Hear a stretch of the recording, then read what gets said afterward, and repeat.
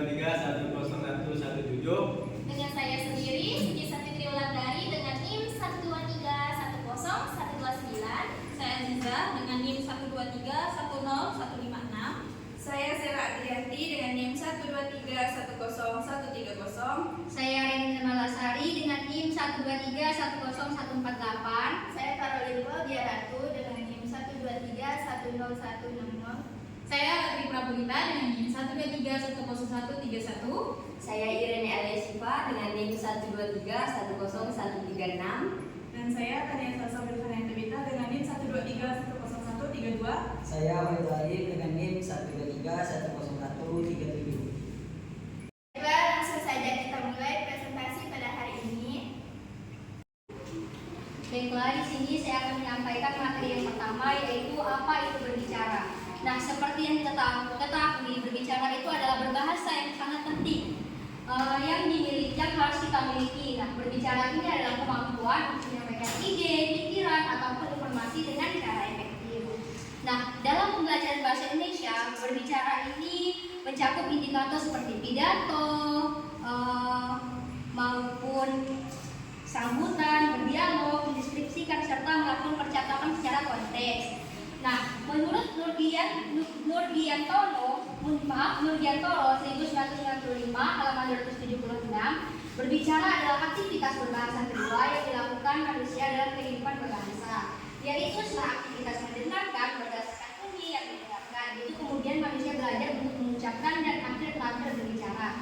Nah, di sini dapat disimpulkan bahwa setelah kita mendengarkan itu, kita akan belajar berbicara. Oleh karena itu, berbicara adalah keterampilan berbahasa yang sangat penting. Demikian pembahasan yang dapat saya sampaikan, akan dilanjutkan ke materi selanjutnya. Baik, selanjutnya saya akan ke materi, yaitu tujuan berbicara. Berbicara bertujuan untuk yang pertama menyampaikan informasi. Tujuannya itu agar orang tahu. Contohnya, misal besok kita tidak masuk sekolah karena guru apa. Nah, itu adalah salah satu contohnya. Yang kedua, mengungkapkan pikiran dengan gagasan. Misalnya, saya rasa cat dinding ini cocoknya warna hijau. Nah, itu contohnya. Ketiga, mempengaruhi orang lain agar pesan dapat diterima. Contohnya, ayo kita membuang sampah pada tempatnya agar sekolah ini tidak bau.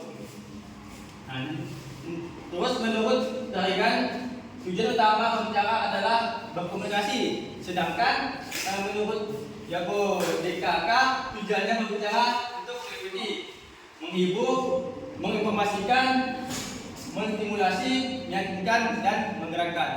Mungkin hanya itu yang dapat saya sampaikan. Saya boleh lanjutkan materi selanjutnya. Nah, baiklah, selanjutnya saya akan menjelaskan jenis-jenis berbicara. Nah, jenis-jenis berbicara ini ada 4. Yang pertama yaitu berdasarkan pembicaraan. Yang kedua, berdasarkan tujuan pembicaraan. Yang ketiga, berdasarkan jumlah penutur. Dan yang keempat, berdasarkan metode yang digunakan. Nah, di sini saya akan menjelaskan yang pertama, yaitu berdasarkan pembicaraan. Nah, berdasarkan pembicaraan ini, yang mana situasi pembicara ini ada 2, yaitu formal dan informal. Nah, berbicara formal ini yaitu kegiatan berbicara yang mengikuti aturan atau kaidah yang berlaku, seperti menggunakan bahasa baku dengan pelafalan yang benar dan mengikuti aturan yang dalam berbicara. Nah, maksudnya di sini yaitu berbicara formal ini berbicara resmi, seperti contohnya yaitu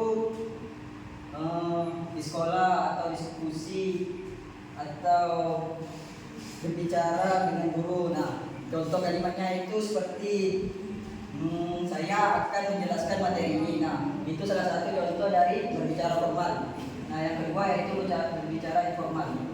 Nah, yang mana berbicara informal ini yaitu kegiatan berbicara yang bersifat santai dan tidak terikat aturan ketat, seperti boleh menggunakan bahasa gaul, tetapi tetap memperhatikan pelafalan yang benar.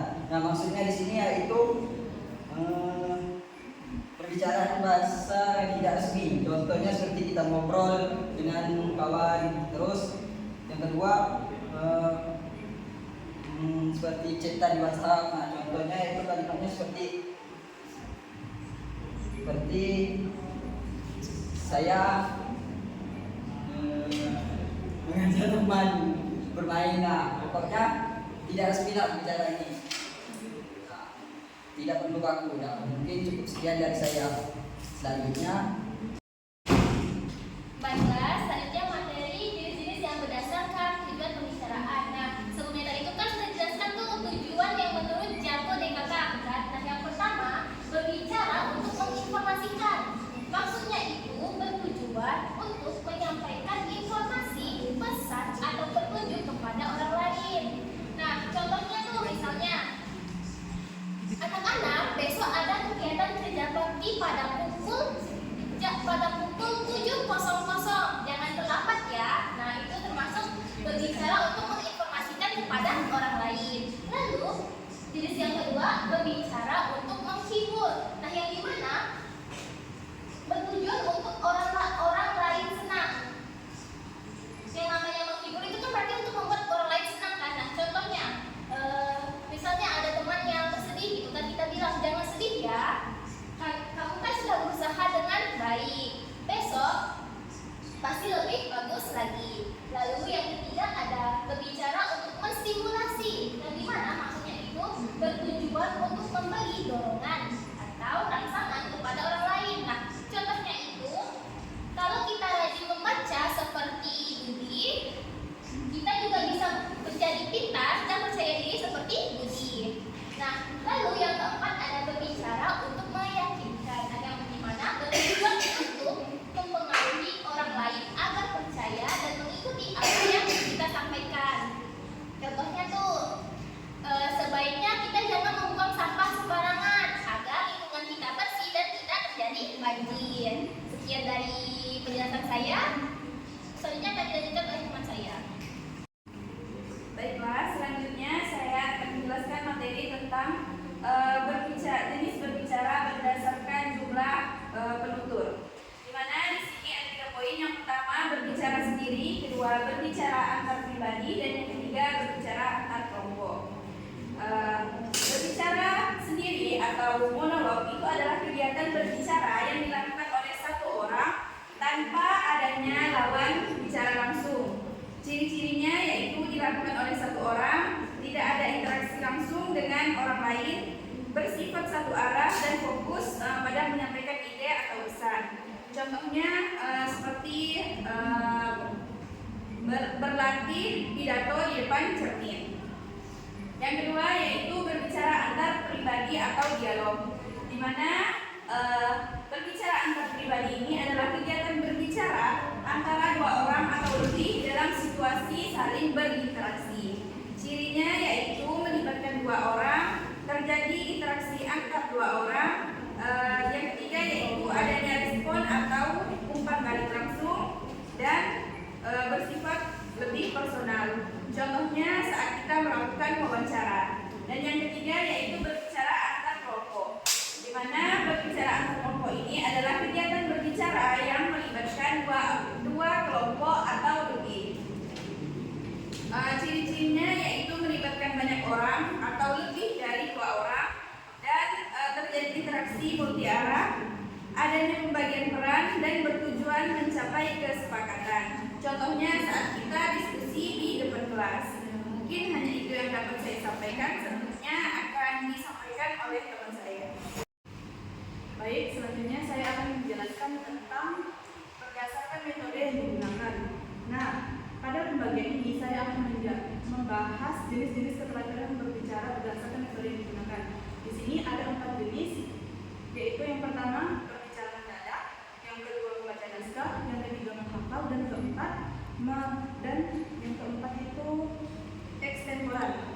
Nah, yang pertama berbicara mendadak atau tanpa persiapan.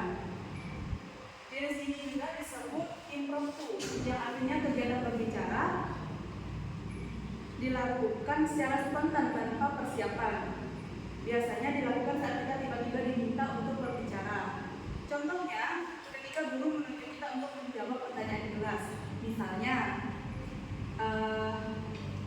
menurut saya menjaga kebersihan itu penting karena lingkungan yang bersih membuat kita sehat dan nyaman. Oke, yang kedua itu adalah berbicara membaca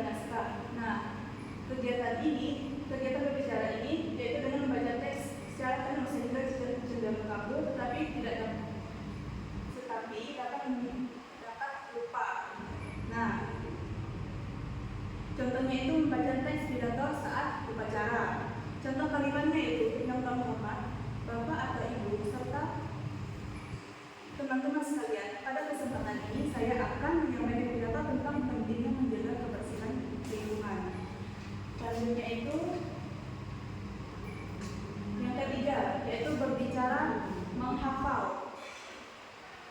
Pada metode ini, pembicara itu tidak membawa teks, tetapi menghafalkan isi pembicaraannya. Kekurangannya yaitu jika lupa bisa menjadi bingung dan kurang menarik.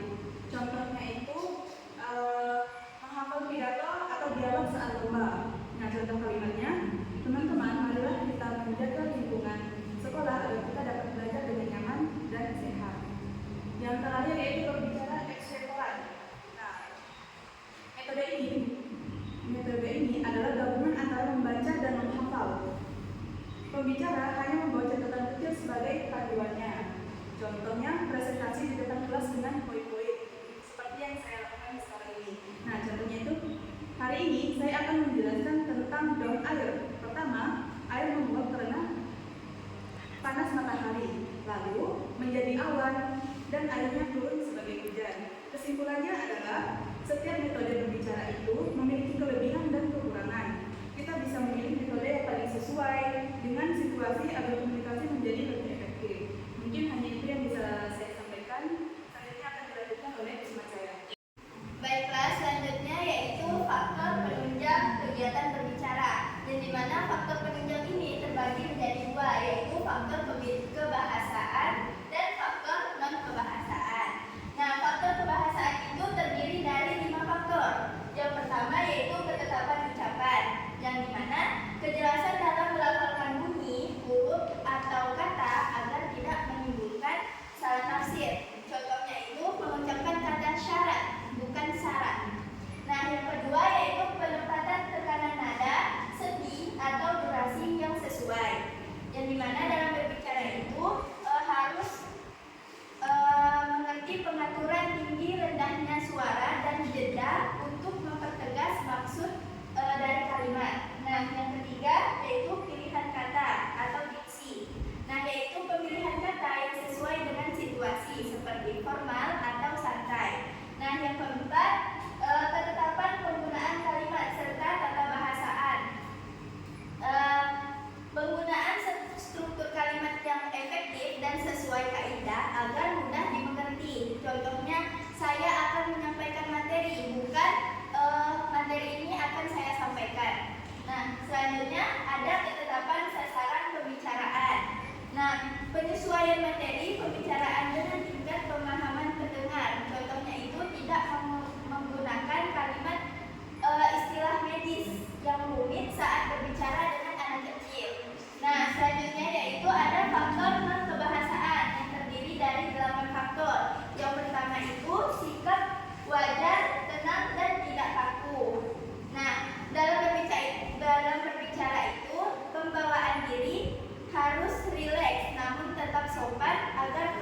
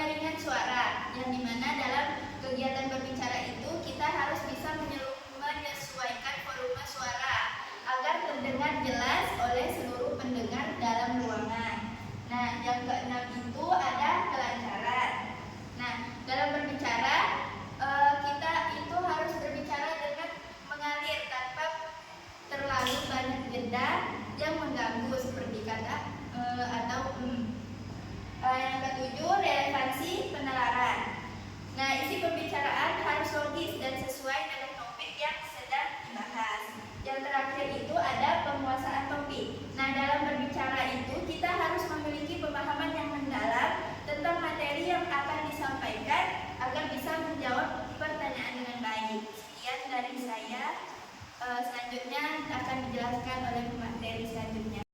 Baiklah, selanjutnya saya akan melanjutkan materi selanjutnya, yaitu faktor penghambat kegiatan bicara. Nah, faktor penghambat ini ada 3 faktor. Yang pertama itu faktor fisik, faktor media, dan faktor psikologis. Nah, ada kalanya proses komunikasi mengalami gangguan yang mengakibatkan pesan yang diterima oleh pendengar tidak sama dengan apa yang dimaksudkan oleh pembicara. Ada 3 faktor dan saya sebutkan. Yang pertama itu faktor fisik. Nah, faktor fisik ini yaitu faktor yang ada pada partisipan sendiri dan faktor yang berasal dari 2 partisipan. Nah, contohnya itu ada faktor internal, yang mana partisipan tuli sehingga sulit mendengarkan pesan.